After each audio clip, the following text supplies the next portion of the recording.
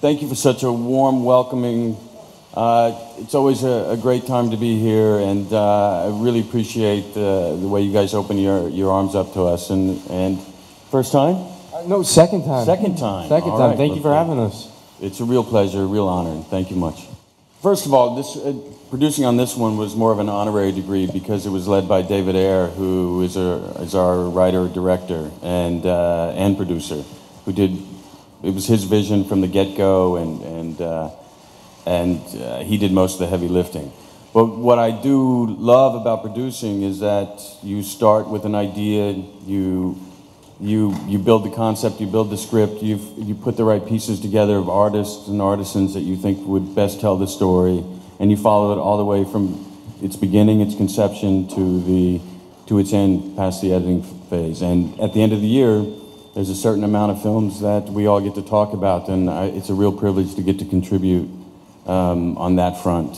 As you can imagine, we got very tight on this film. We were very close, dysfunctional family.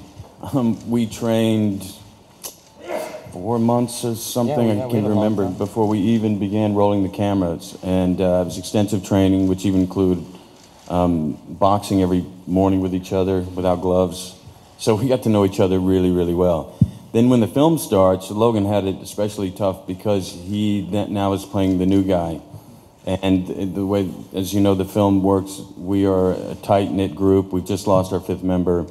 And it's weeks before the war will end in the European theater.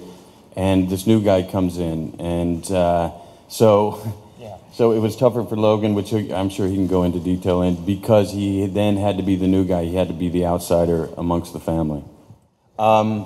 Yes, we were one big dysfunctional family, as we alluded to earlier. In a tank, you can imagine you get very, very close. 5 men sitting in a tin can for long hours, long stretches of time. You get to know each other pretty well.